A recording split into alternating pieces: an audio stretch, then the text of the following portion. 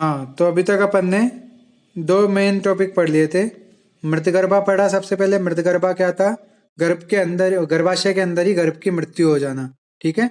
उसमें अपन ने निदान सारे पढ़ लिए थे कि माता को कोई बीमारी हो या बच्चे को कोई बीमारी हो, या जो है वो माता ऐसे आहार विहार करती है जिससे जो है वात प्रकोप होने के कारण जो है गर्भ की मृत्यु होती है। ठीक है। गर्भ की मृत्यु की संप्राप्ति कैसे थी मृतगर्भा की? कि पहले जो है निदान सेवन हुआ, उसके कारण जो है गर्भ अपने बंधनों से मुक्त हो गया। फिर वही वो कोई जो है यकृत प्लीहा आंत्र के विवरों से नीचे आता हुआ कोष्ठ में संक्षोभ उत्पन्न कर रहा था। फिर अपान वायु से पीड़ित होके और जो है वहां पर अपान वायु के विकृति के जो लक्षण होते हैं वो सारे लक्षण प्रकट कर रहा था, और शोणित स्राव के साथ वैजाइना से सिक्रीशन हो रहा था। तो ये अपन ने संप्राप्ति पढ़ ली थी। लक्षण में अब मृत गर्भ है तो ना उसमें कोई स्पंदन होगा, ना वो मूवमेंट करेगा, ना ही आवी की उत्पत्ति लेबर पेन की स्टार्ट करेगा। तो ये सारे इसमें लक्षण देख लेते। चिकित्सा मैंने अप्रापातन वाली, इसके अलावा शल्य उद्धरणार्थ जो है शल्य आहरण योग्य व्याधि है। ठीक है। इसके अलावा मद्यपान शल्य आहरण के बाद। तो ये सब चीजें देखी थी अपन ने। फिर उसके बाद आई थी मल्टीपल प्रेगनेंसी। तो उसमें रीजन क्या बताया था? वात को, कि वात के कारण ही जो है बच्चे डिवाइड होते हैं एक से अधिक में। ठीक है। वात के कारण ही जो है वो दो पुत्र या एक पुत्र एक पुत्री की उत्पत्ति होती है। ठीक है।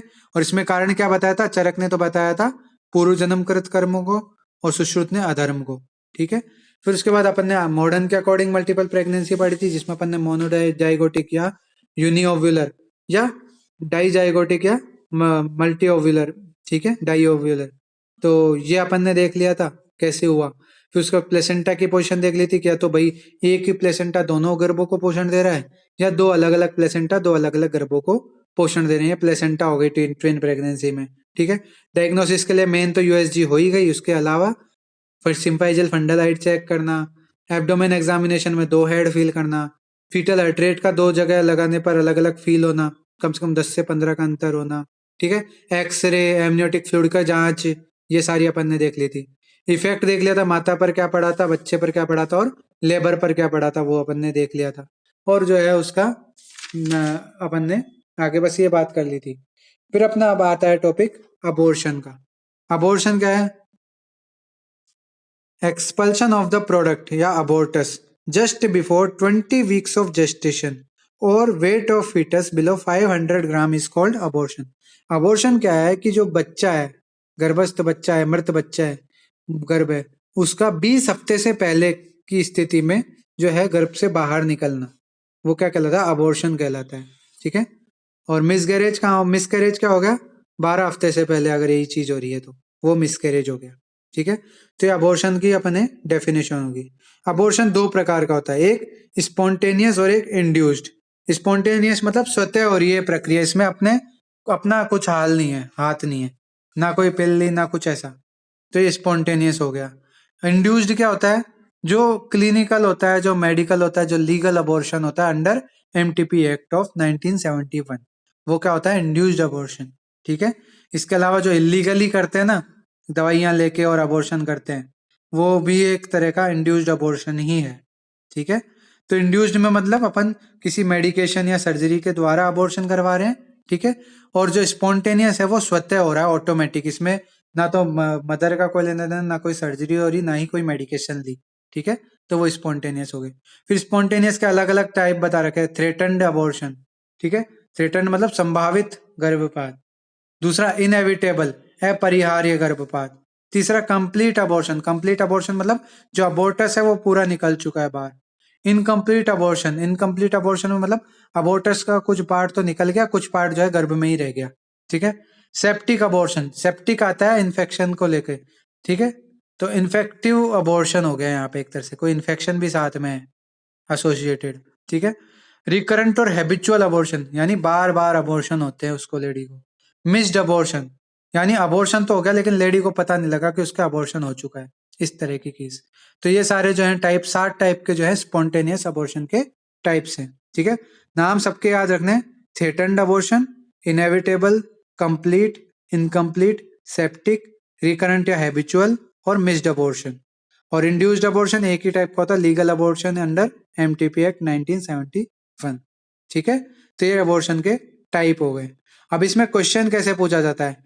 या तो 2 नंबर में इनमें से कोई एक अबॉर्शन पूछ लिया जाता है, या 5 नंबर में इंड्यूस्ड अबॉर्शन की प्रोसेस पूछी जाती है, इंड्यूस्ड अबॉर्शन कैसे किया जाता है, ठीक है, या एमटीपी को समझाओ, मेडिकल टर्मिनेशन ऑफ प्रेगनेंसी को एक्सप्लेन करो, इस तरह से आ गया, ठीक है। या फिर 10 नंबर में स्पॉन्टेनियस अबॉर्शन को एक्सप्लेन करने का पूछ लेते हैं, या 20 नंबर में कंप्लीट अबॉर्शन पूछ लेते हैं। इस तरह के जो क्वेश्चन आते हैं, ठीक है। या फिर 20 नंबर में कोई क्वेश्चन आता है जिसके 4 पार्ट बना देते हैं 5-5 नंबर के, उसमें इनमें से कुछ एक पूछ लेते हैं कि भाई थ्रेटन्ड अबॉर्शन को बताओ, या कंप्लीट और इनकम्प्लीट अबॉर्शन में क्या अंतर है। इस तरह के क्वेश्चन जो है पूछ लिए जाते हैं, ठीक है। अब कारण देखते हैं अबॉर्शन का, अबॉर्शन के क्या कारण हो सकते हैं। भाई अबॉर्शन में या तो माता का कारण हो सकता है या बच्चे के कारण हो सकता है, ठीक है। माता में क्या होता है, आइसो इम्यूनाइजेशन, जैसे RH आइसो इम्यूनाइजेशन होता है ना, किसी तरह की इम्यूनिटी डिस्टर्बेंस होती है, डिसऑर्डर होता है माता को, तो उसके कारण बच्चा जो है वो गर्भ में ही मर जाता है। किसी प्रकार का इन्फेक्शन लाइक टॉर्च, टॉर्च मैंने आपको बताया था, टॉर्च इन्फेक्शन जो है वो, कोई सीवियर डिजीज हो जैसे कि कोई एसटीडी हो, सिफिलिस, गोनोरिया, एड्स वगैरह, ठीक है। किसी तरह का एक्सीडेंट हो गया हो मदर का, या साइकोजेनिक कि मदर जो है साइकोलॉजिकली जो है फिट नहीं हो, मानसिक रूप से जो है बीमार हो, ऐसी कंडीशन में अबॉर्शन हो जाते हैं, ठीक है।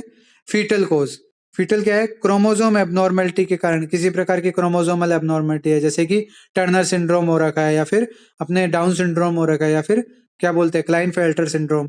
इनमें क्या है, गर्भ में ही बच्चे के मरने की संभावना होती है बहुत ज्यादा। Weakness of of elasticity of fetal membrane, कि फीटल मेम्ब्रेन जो है वो मजबूत नहीं हो प्रॉपर, तभी तो अगर मजबूत नहीं होगा तो पहले ही रप्चर हो जाएगा उनका 20 हफ्ते से पहले ही, तो वो एक तरह का फीटल रीजन हो गया, ठीक है। तो मेटरनल और फीटल इटियोलॉजी अपन ने देख ली। अदर कॉजेज क्या हो सकते हैं, न्यूट्रिशनल डेफिशिएंसी, कि भाई प्रॉपर न्यूट्रिशन, माल न्यूट्रिशन के कारण जो है यहाँ पर आपने ये बीमारी मतलब अबॉर्शन हो सकता है। एंडोक्राइन डिसफंक्शन, कि हाइपर हाइपोथायरॉयडिज्म, जो थायराइड की पेशेंट होती है ना जो फीमेल, उनका बहुत खास ध्यान रखना पड़ता है ड्यूरिंग प्रेगनेंसी। उनके कोई ना कोई कॉम्प्लिकेशन आने की संभावना जरूर बहुत रहती है, जैसे हाइपरटेंशन की पेशेंट हो, या हाई ब्लड मतलब ये डायबिटीज मेलाइटस की पेशेंट हो, या फिर ये जो अपने थायराइड की पेशेंट हो, ठीक है। तो इस तरह के जिनके हार्मोनल डिसऑर्डर या मेटाबॉलिक डिसऑर्डर रहते हैं ना, उनके जो है प्रेगनेंसी टर्मिनेशन के चांसेस बहुत ज्यादा होते हैं। क्यों? क्योंकि थोड़ी सी भी गलती हुई, थोड़ी सी भी जो है सावधानी हटी, तो दुर्घटना घट जाती है वहां पे, ठीक है।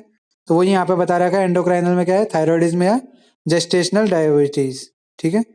यूटेराइन डिफॉर्मिटी, कि भाई सेप्टिक यूट्रस हो या डबल यूट्रस हो, मतलब यूट्रस में किसी प्रकार का माल फॉर्मेशन हो रखा हो, या एशरमैन सिंड्रोम हो रखा हो, या इनकॉम्पिटेंट ऑफ इंटरनल ओस, ठीक है। इनकॉम्पिटेंस मतलब क्या होता है कि ये काम नहीं कर सकता, इनकॉम्पिटेंट मतलब इस काम के लिए योग्य नहीं है।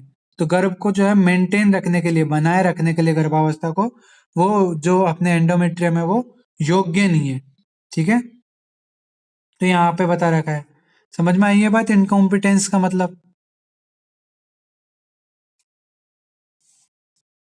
इनकॉम्पिटेंस मतलब कि ये योग्य नहीं है गर्भाशय को रखने के, एंडोमेट्रियम।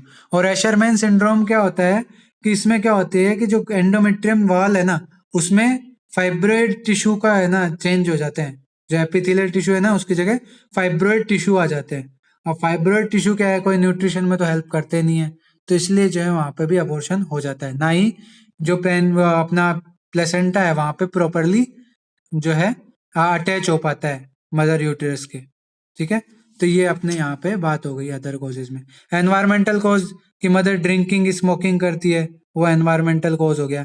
इडियोपैथिक, इडियोपैथिक क्या होता है, जिसका कॉज नहीं पता हो वो इडियोपैथिक, ठीक है, अज्ञात कारणों से, तो वो इडियोपैथिक हो गया। फिर उसके अलावा ट्रॉमा, कि किसी प्रकार का अभिघात लग गया तो उससे भी अबॉर्शन हो जाता है, जैसे कोई एक्सीडेंट हो गया, कार एक्सीडेंट वगैरह, या कहीं सीढ़ियों से गिर गई, फिल्मों में बहुत देखा होगा सीढ़ियों से गिर जाते हैं, ठीक है। तो वो तो वो ट्रॉमा वगैरह किसी तरह का, ठीक है। तो ये सारे इटियोलॉजी हो गए, कारण हो गए। मैटरनल कॉज हो सकते हैं, फीटल कॉज हो सकते हैं, या न्यूट्रिशनल, या एंडोक्राइन, या यूटेराइन डिफॉर्मिटी हो सकती है, या एनवायरमेंटल कॉज जैसे कि ड्रिंकिंग स्मोकिंग हो गया, या अननोन कॉज, अननोन इटियोलॉजी, या ट्रॉमा। ये सारे रीजन यहाँ पे हो सकते हैं, ठीक है। अब बात करते हैं थ्रेटन्ड अबॉर्शन की, संभावित गर्भपात। तो इसमें क्या होता है, process of abortion start but continuation of pregnancy, यानी गर्भावस्था में जैसे लक्षण क्या क्या होते हैं जो अपन ने डायग्नोसिस ऑफ प्रेगनेंसी की है ना, कि 8वें हफ्ते में ये साइन दिख रहा है, 10वें में ये साइन दिख रहा है, ठीक है। और 12वें हफ्ते में ये प्लेसेंटा पूरी तरह डेवलप हो गया है, 12वें हफ्ते में प्यूबिक सिम्फाइसिस लेवल तक फंडल हाइट है, ठीक है। 24वें हफ्ते में क्या है, अम्बेलिकस लेवल तक फंडल हाइट हो गई है। तो मतलब गर्भावस्था तो कंटिन्यू चल रही है लगातार। जो 20 हफ्ते तक जो वृद्धि होनी चाहिए थी ना गर्भ की, वैसी वृद्धि या वैसे जो भी लक्षण है गर्भिणी में, वो सब दिख रहे हैं। लेकिन अबॉर्शन का प्रोसेस स्टार्ट होगा, वो कैसे पता लग रहा है, वेजाइनल ब्लीडिंग हो रही है उसके लगातार, ठीक है। तो वो चीज है यहाँ पे। तो ये थ्रेटन्ड अबॉर्शन मतलब संभावित गर्भपात, क्या ये है, वार्निंग साइन है। अगर यहाँ पे डॉक्टर ने कुछ किया नहीं या स्त्री ने कुछ किया नहीं तो गर्भपात हो जाएगा, ठीक है। तो वो हो गया थ्रेटन्ड अबॉर्शन। थ्रेटन्ड मतलब धमकी दे रहा है कि मैं मर जाऊंगा, कर लो कुछ कर लो, को तो बचा सको तो बचा लो। वो बात है यहाँ पे। जैसे धमकी नहीं देते फिल्मों में, विलन आता है धमकी देके जाता है कि तू किसी कोने में छुप जा, मैं तेरे को ढूंढ के मार दूंगा। तो वही है यहाँ पे, थ्रेटन्ड मतलब धमका रहा है कि भाई मैं कभी भी मर सकता हूँ, तुम्हें करना है तो ट्रीटमेंट करो, मैनेजमेंट करो मेरा, मुझे बचाओ, नहीं बचाया तो मैं चला जाऊंगा। तो वो है यहाँ पे।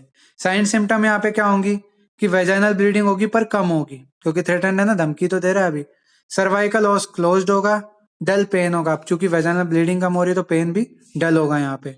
बाकी प्रेगनेंसी के जितने भी साइन सिम्टम होते हैं वो सब प्रेजेंट होंगे, ठीक है। मैनेजमेंट क्या होता है, प्रेगनेंसी को कंटिन्यू रहने देना चाहिए, कोई अबॉर्शन की नीड नहीं है, इंड्यूस्ड अबॉर्शन की, ठीक है। प्रॉपर रेस्ट देना चाहिए वुमन को, उसको हैवी वर्क के लिए मना कर देना चाहिए, कोई हैवी वर्क नहीं होगी, ठीक है। अवॉइड कोइटस एक्ट, कोई कोइटस वगैरह नहीं करना। और preserve perineal pads for diagnosis related bleeding and other.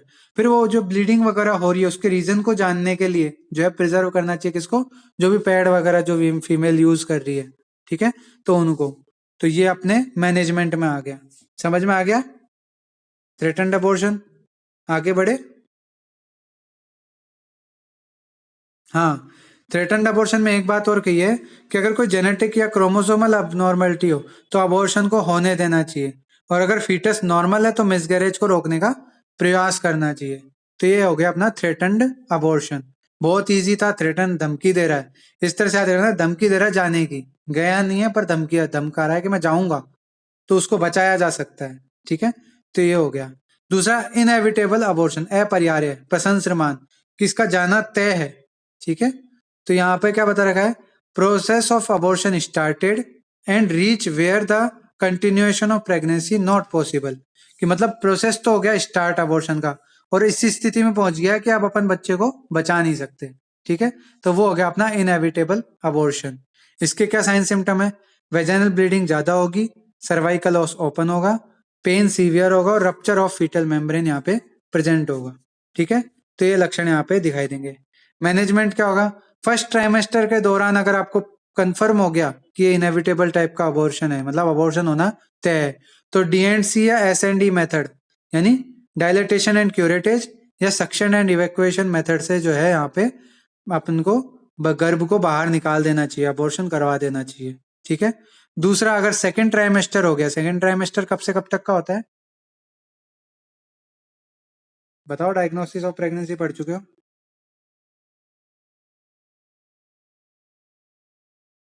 Trimesters बताओ कब कब होते हैं, आवाज आ रही है मेरी।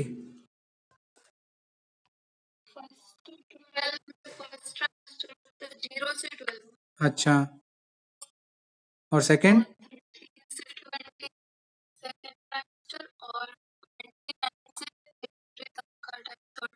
बिल्कुल। तो ये 12 हफ्ते से पहले तक तो यहाँ पे डायरेक्ट डीएनसी डी या एसएनडी के द्वारा जो है अपन उस जो लिक्विड गर्भ है जिसका अभी पूरी तरह डेवलपमेंट भी नहीं हुआ, उसको प्लेसेंटा सहित बाहर निकाल देते हैं, ठीक है। और अगर सेकेंड ट्राइमेस्टर में एंटर हो गई तो पहले ऑक्सीटोसिन इंजेक्ट करते हैं, यूटेराइन कॉन्ट्रेक्शन करवाते हैं। अब यूट्रस कॉन्ट्रेक्शन के कारण जो है प्लेसेंट प्रोडक्ट जो है अबोर्टस अपने आप एक्सपेल आउट हो जाता है। फिर कुछ अगर बचा रह गया हो, इसकी संभावना को देखते हुए डीएनसी मेथड के द्वारा जो है पूरा यूट्रस क्लियर कर देते हैं, ठीक है। ये हो गया। अब आपको क्वेश्चन आ रहा होगा डीएनसी क्या होता है, वैसे तो मैं अभी बताऊंगा अबॉर्शन के बाद, पर डीएनसी में क्या होता है, ये यूट्रस है, ठीक है। यूट्रस और यहाँ पे ये सर्विक्स वाला एरिया हो गया। तो पहले डायलेटेशन, डायलेटेशन मतलब सर्विक्स को जो है डायलेट करते हैं, खोलते हैं, ठीक है। सर्विक्स खोल दी, ओपन हो गई एरिया। फिर एक क्यूरेटेज आती है। क्यूरेटेज एक ऐसा स्ट्रक्चर होती है, चम्मच जैसी, स्पून जैसी, ठीक है। तो उसको एंटर कराते हैं और उसको उससे यूट्रस को जो है स्क्रैपिंग करते हैं, पूरी स्क्रैपिंग करते हैं। तो वो जो वॉल की जो भी एक्स्ट्रा एडिशनल ग्रोथ होगी ना, चाहे वो प्लेसेंटा का पार्ट हो, चाहे कोई और एबनॉर्मलिटी हो, वो खुरचन जो है नीचे आ जाती है और नीचे आके वो बाहर निकल जाती है। तो वो खुरचन बाहर निकाल दिया अपन ने एक तरह से। तो वो हो गया अपना डायलेटेशन एंड क्यूरेटेज, ठीक है। सक्शन एंड इवैक्यूएशन में क्या होता है कि डायलेट करते हैं पहले वेजाइना को, फिर उसके बाद सक्शन पंप डाल के, और जो है वो जो भी वो एक्स्ट्रा मटेरियल होता है जो नीचे आ चुका है, जो अलग हो चुका है, सेपरेट हो चुका है, उसको सक्शन के द्वारा इवैक्यूएट कर लेते हैं, बाहर निकाल लेते हैं। तो सक्शन एंड इवैक्यूएशन। तो डीएनसी और एसएनडी समझ में आ गया कि एसएनडी में तो क्या है, प्रोडक्ट सेपरेटेड है जो यूट्राइन वॉल है उससे, बस उसको बाहर निकालते हैं सक्शन पंप के द्वारा, इवैक्यूएट करते हैं। डीएनसी में क्या करते हैं कि जो चिपका हुआ पार्ट है गर्भाशय की दीवार पे, उसको स्क्रैपिंग के द्वारा तो कुरच कुरच के बाहर निकाल देते हैं। तो वो डीएनसी मेथड हो गया। तो ये अपने मैनेजमेंट हो गया इनएविटेबल अबॉर्शन का। अब अगले आता है कंप्लीट और इनकम्प्लीट अबॉर्शन। तो कंप्लीट अबॉर्शन क्या होता है, entire product is expelled out, कि जो पूरा एबोर्टस है, पूरा गर्भाशय स्पेन प्लेसेंटा सहित गर्भाशय जो है, गर्भ जो है वो बाहर आ जाता है, वो पूर्ण गर्भपात हो गया। अपूर्ण गर्भपात, incomplete expulsion of abortus, some product is expelled out and some in uterus. समझ में आ रही है बात। अब कंप्लीट जो होगा उसमें लेस वेजाइनल ब्लीडिंग होगी और इनकम्प्लीट में मोर वेजाइनल ब्लीडिंग होगी। क्यों, इसका रीजन बताता हूं मैं। जैसे यूटेराइन वॉल है, यहाँ पर ये प्लेसेंटा अटैच है और ये अम्बेलिकल आर्टरी और ये बच्चा। अब क्या किया, ये बच्चा तो निकल गया, अम्बेलिकल ये कॉर्ड भी निकल गई, प्लेसेंटा भी क्या है, इतना भाग निकल गया। अब ये बचा भाग, ठीक है, ये यहाँ पे इसको हटा दिया, ये भाग बच गया मान लो, ठीक है। ये भाग बच गया ना। अब ये इससे यहाँ से कनेक्ट है प्लेसेंटा, ये यूटेराइन वॉल से, पर यहाँ से ओपन है, ओपन है तो ब्लीडिंग होगी, ये ब्लीडिंग हो रही। अब ये ब्लीडिंग जो है बाहर निकलेगी। तो इसलिए जो बोला है कि जो इनकम्प्लीट होगा ना उसमें ब्लीडिंग ज्यादा होगी, और जो कंप्लीट होगा उसमें सब कुछ निकल चुका, कनेक्शन कुछ है नहीं, जो थोड़े बहुत वुंड्स हैं वो धीरे धीरे हील हो जाएंगे, तो लेस वेजाइनल ब्लीडिंग देखने को मिलेगी कंप्लीट वाले में, और मोर देखने को मिलेगी इनकम्प्लीट में, क्योंकि कनेक्शन अभी बना हुआ है यूटेराइन आर्टरीज का, जो प्लेसेंटा का जो पार्ट है उससे, इसलिए वहां पे ब्लीडिंग हो रही है, ठीक है। कंप्लीट में सर्वाइकल ऑस क्लोज हो जाता है और इनकम्प्लीट में सर्वाइकल ऑस जो है ओपन होता है, ठीक है। मोस्ट क्लिनिकल अबॉर्शन, की ज्यादातर जो है इनकम्प्लीट टाइप का ही अबॉर्शन पाया जाता है, ठीक है। दोनों का मैनेजमेंट क्या है, डी एंड सी मेथड करना, डायलेटेशन एंड क्यूरेटेज। तो ये हो गया कंप्लीट और इनकम्प्लीट अबॉर्शन। फिर आता है सेप्टिक अबॉर्शन। तो मैंने बताया था इसके लिए abortion associated with infection is called septic abortion. इसमें क्या होता है, इन्फेक्शन है तो इसलिए फीवर जैसी कंडीशन होगी फीमेल को, तो टेम्परेचर 104 डिग्री फ़ारेनहाइट से ऊपर होता है, ठीक है। पुरुलेंट वेजाइना डिस्चार्ज, इन्फेक्शन है मतलब बैक्टीरियल ग्रोथ है, बैक्टीरियल ग्रोथ है मतलब पस फॉर्मेशन वहां पे प्रेजेंट हो सकता है, तो पस का सिक्रीशन होता है, वेजाइनल डिस्चार्ज में पस प्रेजेंट होती है, ठीक है। लोअर एब्डोमिनल पेन होता है इसमें, ठीक है। अब इसकी 3 तरह की ग्रेड्स बताई गई हैं, 3 डिग्रीज बताई गई हैं। पहली लोकलाइज्ड, जो केवल यूट्रस में फैला होता है, ये सेप्सिस यानी इन्फेक्शन केवल यूट्रस में प्रेजेंट है, तो ग्रेड 1। ओवरीज और यूट्रस दोनों में चला गया, यानी यूट्रस ले लिया इसने अपने हाथ में, ठीक है, फेलोपियन ट्यूब ले ली और बाद में ओवरीज को भी ले लिया, ठीक है। तो अगर तीनों ही पार्ट इन्होंने ले लिए तो क्या हो गया, ये ग्रेड 2। ग्रेड 3 में इस जो है फीमेल रिप्रोडक्टिव सिस्टम को छोड़ के किडनी, ब्लैडर, लिवर, पेरिटोनियम, वहां तक अगर फैल गया, मैलिग्नेंट हो गया ये इन्फेक्शन, तो क्या बोलते हैं इसको, ग्रेड 3 सेप्सिस अबॉर्शन। समझ में आ गई ग्रेड्स आपको।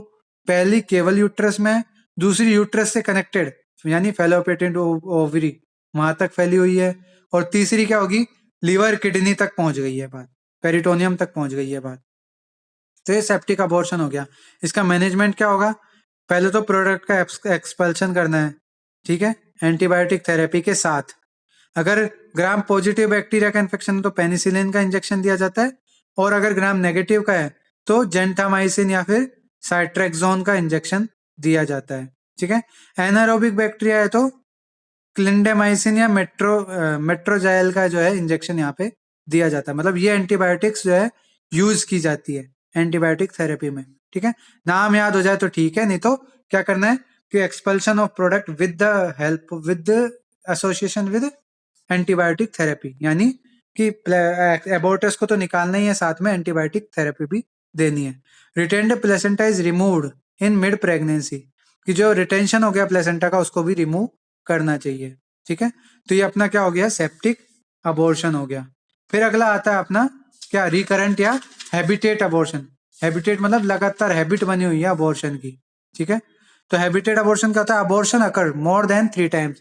कि कोई लेडी आती है आपके पास, वो बोलती है कि मेरे तो जब भी बच्चा आता है वो ठहरता ही नहीं है, वो सीधे अबॉर्शन हो जाता है मेरे, या मिसकैरेज हो जाता है। ठीक है, तो वो है। फिर आप पूछते हो कितनी बार हो चुकी है कंडीशन आपके साथ, क्योंकि अब तक तो 4 बार बच्चे गिर चुके या 3 बार बच्चे गिर चुके। तो ऐसी कंडीशन को आपको लेना है रिकरेंट या हैबिचुअल अबॉर्शन लेना है। ठीक है, अब रिकरेंट में भी 2 तरह की कंडीशन होती है, प्राइमरी और सेकेंडरी।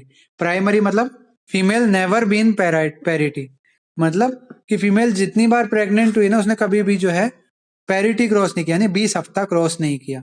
हर बार 20 हफ्ते से पहले पहले उसके अबॉर्शन या मिसकैरेज हो जाता है। तो फीमेल नेवर बीन पैरिटी।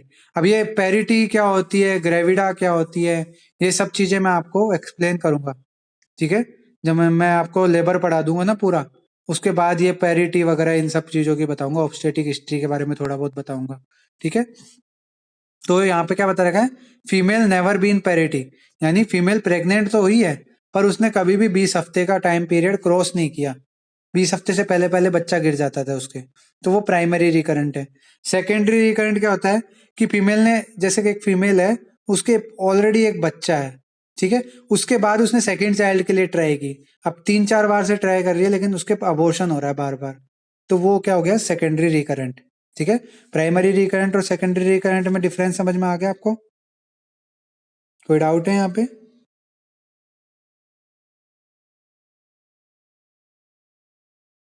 नहीं है तो आगे बढ़े। ठीक है, इसके कॉजेस क्या बताए जाते हैं इस तरह के, सर्वाइकल इनकम्पिटेंस, कि रिटेंशन पावर जो है यूट्रस की वो कम होती है, सर्विक्स की जो है रिटेंशन पावर कम होती है।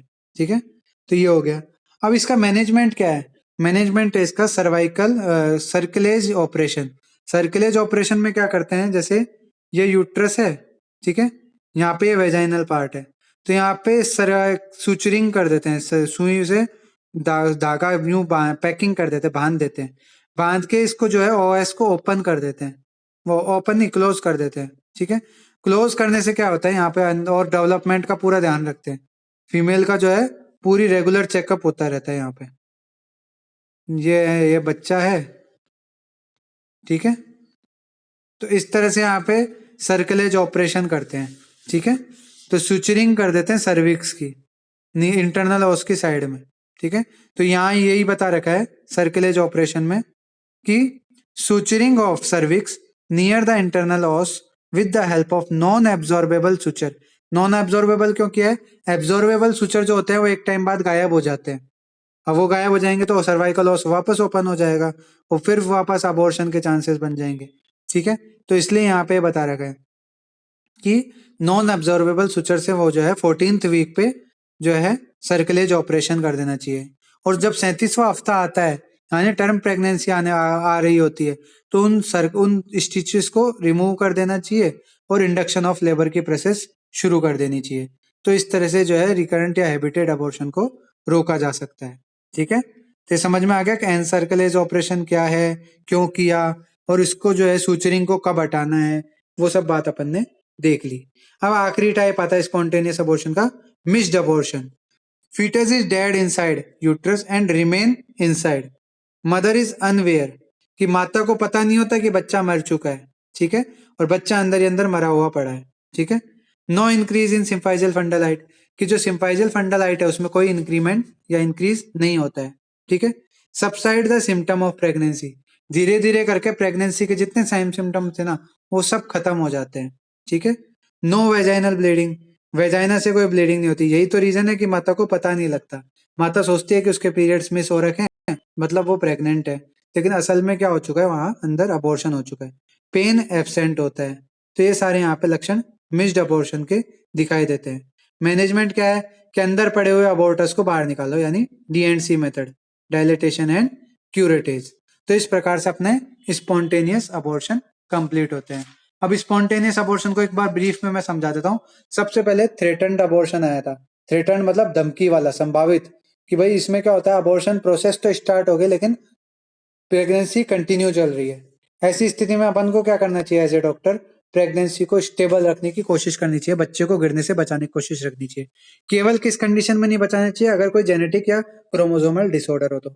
बचाने के लिए अपन को क्या करना चाहिए इसमें, कि रेस्ट देना चाहिए फीमेल को, प्रॉपर न्यूट्रिशन देना चाहिए, प्रॉपर चेकअप कराने चाहिए एंटीनेटल, ठीक है। ब्लीडिंग के जो पैड्स वगैरह हैं उनको प्रिजर्व करना चाहिए, कोई इन्फेक्शन वगैरह तो नहीं उसकी चेकिंग के लिए, ठीक है। तो ये अपना थ्रेटन्ड अबॉर्शन हो गया था। फिर सेकंड अपन ने पढ़ा था इनएविटेबल अबॉर्शन। इनएविटेबल मतलब अपरिहार्य, यहाँ पे जो है प्रोसेस स्टार्ट हो चुकी है और इस लेवल तक पहुंच चुकी है कि अब बच्चे को बचाया नहीं जा सकता। तो ऐसी स्थिति में क्या करना चाहिए अपन को, अबॉर्शन को होने देना चाहिए और उसके बाद डीएनसी या एसएनडी मेथड से उसको जो है निकाल देना चाहिए अबॉर्टस को पूरी तरह। सेकंड ट्राइमेस्टर है तो ऑक्सीटोसिन का इंजेक्शन देके और यूटेरन कॉन्ट्रेक्शन करवाने चाहिए। फिर उसके बाद जो है वो अबॉर्टस निकल जाता है, फिर डीएनसी से उस पूरी जगह को क्लियर कर देना चाहिए। फिर अपन ने पढ़ा था कंप्लीट और इनकम्प्लीट अबॉर्शन। तो कंप्लीट में मतलब पूरा अबॉर्टस निकल गया, इनकम्प्लीट में मतलब कुछ पार्ट शेष रह गया। कंप्लीट में वेजाइनल ब्लीडिंग कम होती है और इनकम्प्लीट में वेजाइनल ब्लीडिंग ज्यादा होती है। कंप्लीट में सर्वाइकल ऑस क्लोज हो जाता है, इनकम्प्लीट में सर्वाइकल ऑस ओपन होता है। कंप्लीट और इनकम्प्लीट दोनों में डीएनसी मेथड करते हैं, तो ये दोनों की बात होगी। फिर सेप्टिक आया था। सेप्टिक मतलब विद इन्फेक्शन। इन्फेक्शन तो एंटीबायोटिक थेरेपी के साथ जो है उसमें अबॉर्शन करवाया जाता है, डीएनसी प्रोसेस करवाया जाता है, तो वो अपना सेप्टिक अबॉर्शन हो गया। सेप्टिक में भी अलग अलग ग्रेड पढ़ी थी अपन ने। केवल यूट्रस तक इन्फेक्शन फैला है तो ग्रेड 1, यूट्रस के अलावा ओवरी तक फैल गया मतलब यूट्रस, फेलोपियन ट्यूब, ओवरी, तो वो ग्रेड 2। ग्रेड 3 में जो है वो अदर ऑर्गन में जा रहा है, जैसे कि लिवर में चला गया, किडनी में चला गया, पेरिटोनियम में चला गया, तो वो ग्रेड 3। तो ये सेप्टिक अबॉर्शन हो गया था।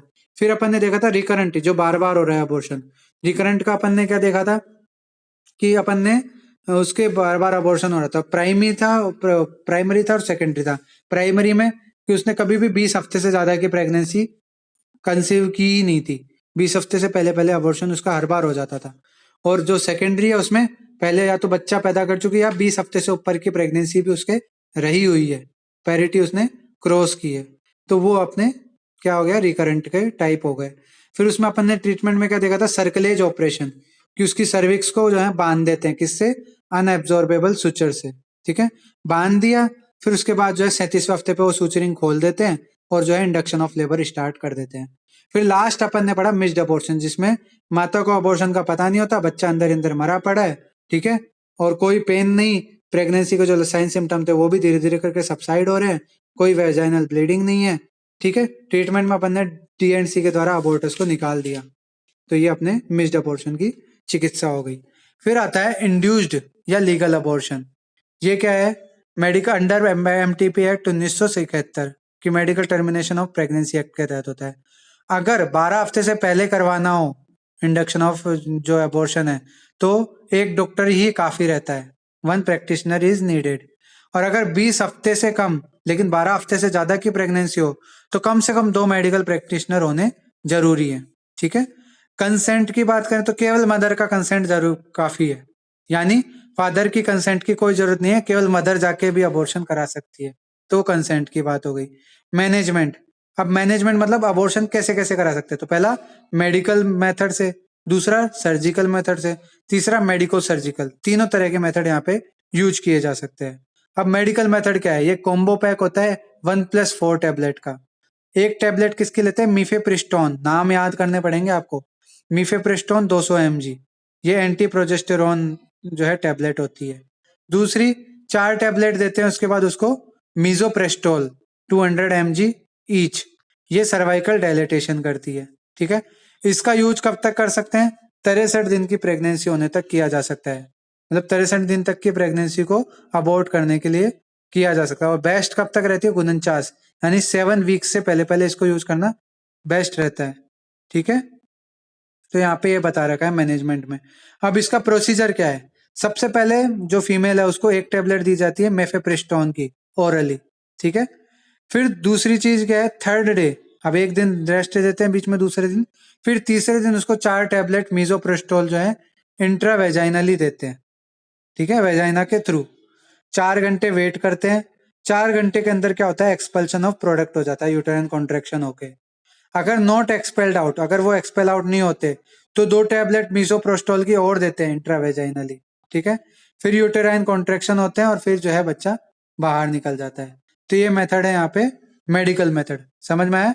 पहले जो है एक टैबलेट दी मीसोप्रिस्टोन की ओरली मुंह से, उसके बाद एक दिन वेट किया, फिर तीसरे दिन उसको बुलाया वापस, फिर उसको 4 टैबलेट दी मीसोप्रेस्टोल की इंट्रा वेजाइनली, वेजाइना के अंदर जो है डाली, ठीक है। फिर उसके बाद 4 घंटे वेट के, 4 घंटे के अंदर एक्सपल्शन ऑफ प्रोडक्ट हो जाता है इन जनरल। अगर नहीं हुआ तो 2 टैबलेट 400 mg की, 200 mg की 2 टैबलेट और, कहाँ गया वो, RH इनकम्पैटिबिलिटी, सॉरी, हाँ, तो 2 टैबलेट और देते हैं मीजोप्रेस्टोल की, वही इंट्रावेजाइनली, फिर जो है एक्सपल्शन ऑफ प्रोडक्ट हो जाता है। तो ये तो हो गया था अपना मेडिकल मेथड। अब आता है सर्जिकल मेथड। सर्जिकल मेथड में क्या करते हैं, DNC या DND या SND, ठीक है, मतलब dilatation curettage, dilatation and evacuation और सक्शन एंड इवैक्यूएशन प्रोसीजर किए जाते हैं। इसके अलावा instillation of hypertonic solution in uterus. Hypertonic मतलब जिसकी टोनिसिटी ज्यादा हो, जिसमें सॉल्टी रीजन ज्यादा हो, सॉल्ट ज्यादा हो, या फिर अपन पढ़ते हैं ना विलेय और विलायक, तो विलेय जिसमें ज्यादा हो, सोल्यूट जिसमें ज्यादा हो, वो जो है अपना हाइपरटोनिक सॉल्यूशन कहलाता है। और हाइपरटोनिक कैसे होगा कि जो एमनियोटिक फ्लूइड है उससे ज्यादा हाइपरटोनिक होना चाहिए वो सलाइन, ठीक है। तो वो देखा है, वो कैसे बनाते हैं, 20% NS कि 100 ml NS में 20 ग्राम NaCl मिला दिया, या 40 ग्राम यूरिया सॉल्यूशन कि 100 ml NS में 40 ग्राम यूरिया मिक्स करके, और वो जो है इंस्टिलेशन किया। इंस्टिलेशन मतलब सीधे मेम्ब्रेन के अंदर जो है इंजेक्शन के थ्रू पुट कर दिया। जैसे ये यूट्रस है, इसके अंदर ये बच्चा है, ठीक है, ये बच्चा है, प्लेसेंटा, ये प्लेसेंटा होगा, ये अम्बेलिकल कॉर्ड होगा, और ये जो है फीटस मेम्ब्रेन के थ्रू गिरा हुआ है, अंदर एमनियोटिक फ्लूइड भरा हुआ है, ये फ्लूइड भरा हुआ है, ठीक है। अब क्या करते हैं, इंजेक्शन के थ्रू, ये इंजेक्शन है, ठीक है, एक हाइपरटोनिक सॉल्यूशन यहाँ इंजेक्ट कर दिया, ये मान लो ब्लू कलर का ये हाइपरटोनिक सॉल्यूशन इंजेक्ट कर दिया। अब ये हाइपरटोनिक सॉल्यूशन क्या करता है, गर्भ को अंदर ही अंदर सुखा के और मार देता है। तो ये अपना इंस्टिलेशन ऑफ हाइपरटोनिक सॉल्यूशन है, ठीक है। ये क्या करेगा, एमनियोटिक फ्लूइड की कंसंट्रेशन इंक्रीज कर देगा, जिससे फ्लूइड जो है फीटस से बाहर निकल जाएगा और फीटस मर जाएगा। फिर जो है DNC मेथड के द्वारा बाहर निकाल देते हैं बच्चे को या अबॉर्टस को। तो ये अपने सर्जिकल मेथड हो गया। कंबाइंड मेथड में क्या होता है कि पिल देते हैं, पिल देने के बाद भी अगर बच्चा नहीं निकल रहा है ना, तो फिर सर्जिकल मेथड डायरेक्ट यूज करके जो है उसको बाहर निकाल देते हैं। तो ये अपने कंबाइंड मेथड हो गया। मेनली जो है ये 2 में ही होता है, या तो सर्जिकल या मेडिकल मेथड ही यूज करते हैं, ठीक है। कॉम्प्लिकेशन क्या हो सकती है अबॉर्शन की, सेप्सिस हो सकता है, यानी इन्फेक्शन हो सकता है। Septic abortion is complication of abortion. Other complication, severe pain in bleeding, bleeding होती है और साथ में सीवियर पेन होता है। दूसरा, बर्निंग सेंसेशन होती है लोअर एब्डोमेन और वेजाइना में। तीसरा, टिम्पेनाइटिस की जो है वहां पर वेजाइनल एरिया में, जो टिम्पेनिक जो एरिया है वहां पर जो है अपने क्या होता है, इन्फेक्शन हो जाता है। रिटेंशन ऑफ यूरिन की कंडीशन, कि यूरिन का जो है रिटेंशन होता है। इन्फ्लामेशन, सूजन हो जाती है। और टिटनेस की कंडीशन आ जाती है, टिटनेस हो जाता है। तो ये अपने क्या हो गए, अबॉर्शन कंप्लीट होता है, ठीक है। फिर उसके बाद DNC मेथड आता है। ये आपके 5 नंबर में गायनी वाले पेपर में पूछा जाता है, ये ओप्स के पेपर में नहीं आता। इंस्ट्रूमेंटेशन प्रोसीजर वगैरह सब आपके गायनी में, पर DNC यहाँ पे यूज हुआ है, इसलिए इस प्रोसीजर की थोड़ी बहुत डिटेल मैं आपको बता रहा हूँ। तो अबॉर्शन समझ में आ गया, किसी को कोई डाउट है क्या, पहले ये बताओ। एकदम क्लियर, कल समझ में आ गया ना, कोई भी डाउट हो तो पूछना जरूर, ठीक है। या आपको लग रहा हो कि मैं थोड़ा तेज भी पढ़ा रहा हूँ तो भी पूछ सकते हो। मैं क्या है, कोशिश कर रहा हूँ सिलेबस जल्दी कवर हो, इसलिए थोड़ा जल्दी पढ़ाने की कोशिश कर रहा हूँ। बाकी अगर आपको कोई डाउट हो तो आराम से पूछ सकते हो, ठीक है। तो DNC मेथड, एक बार आप है ना क्लास वापस ज्वाइन करो, फिर DNC मेथड कराते हैं, क्योंकि बीच में क्लास एंड हो जाएगी, ठीक है।